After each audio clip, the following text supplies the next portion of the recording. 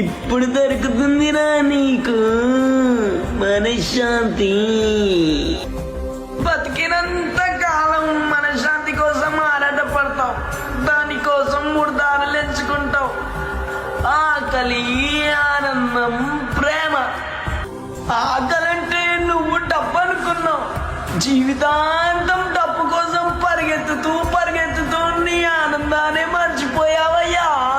ప్రేమ అంటావా, ఆనందం కోసం ప్రేమ దగ్గరికి వెళ్ళావు.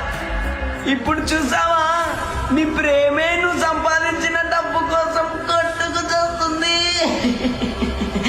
ఇంకెక్కడ దొరికిందయ్యా మనశ్శాంతి? ఇక్కడ. మనశ్శాంతి దొరకనప్పుడు బ్రతికేందుకు? బతికితే దొరికినప్పుడు ఇంకా ఈ చావులెందుకయ్యా?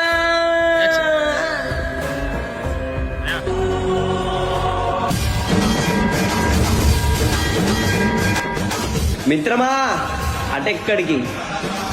మన దారి.